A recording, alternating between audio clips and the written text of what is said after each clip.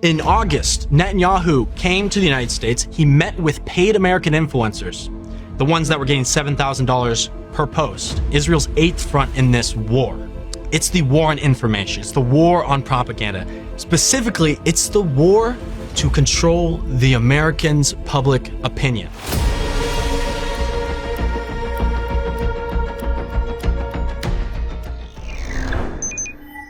A lot of people know that Israel is attacking all of their neighbors, 7 of their neighbors: Gaza, West Bank, Iraq, Iran, Yemen, Syria, and Lebanon. But what a lot of people have never heard about is they actually have an eighth front, Israel's eighth front in this war.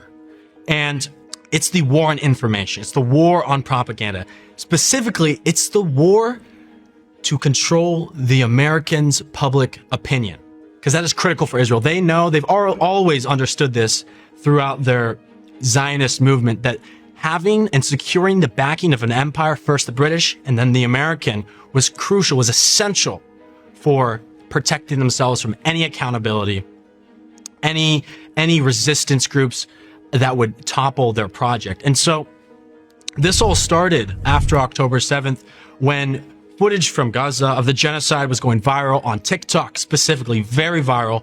Billions of people were, for the first time for many, coming face to face with what Zionism looked like on the ground.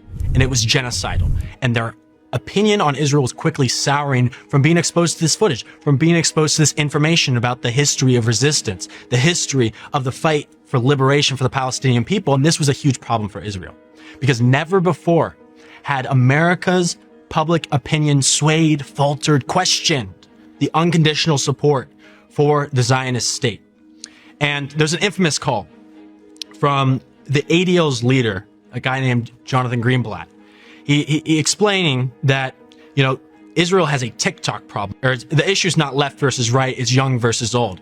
And Jonathan Greenblatt led the charge alongside AIPAC and Zionist lobbies, who own a supermajority of U.S. Congress, to push this fast-track bill that would either ban TikTok or force the sale of it. Why? Because they wanted to put it under their control, under their censorship regime. This is the eighth front war. And so, the ADL, AIPAC backed this bill. In Congress, they stuck this alongside a package that gave billions of dollars in weapons to Israel, which of course our Congress is never going to say no to. And that's how the TikTok ban was motivated. The Congress members who wrote the bill admitted that it was because of October 7th. It was because of its anti-Israel content. They said this in Congress. Anthony Blinken and Mitt Romney, Secretary of State and Senator, met a month at a policy conference after this bill was set into motion, signed into law. And they said the reason there was bipartisan support for it was because we needed to get rid of the pro-Palestinian content on TikTok, which was far more, overwhelmingly more pro-Palestinian than all the other major social medias in the West. So Jonathan Greenblatt takes this idea of the information war that he's already spearheading in the West, and he visits Israel's Knesset, their parliament, in January 2025, and he has one goal: convince Israeli officials to adopt the Eighth Front as official military doctrine. He is talking to their parliament. He's saying capturing TikTok is a key part of this strategy. He says we need to take the digital front, the information war, deadly seriously. We need more funding. We need to officially adopt this as policy. And that's exactly what Israel did. Since the beginning of last year, Netanyahu and other Israeli officials have adopted that rhetoric into their speeches. They talk about the Eighth Front openly. They go to policy conference. They discuss it. And it's actually in August, Netanyahu came to the United States. He met with paid American influencers, the ones that were getting $7,000 per post. And he's giving them kind of a lesson. And, there's a video of this. It's quite revealing. And he asks the group of influencers that are on his payroll, what is the most important purchase going on in this Eighth Front? That is what the meeting was about. And they say TikTok. TikTok was the key, the most important purchase going on for Israel's Eighth Front. And who are they giving it to? Who have they given it to?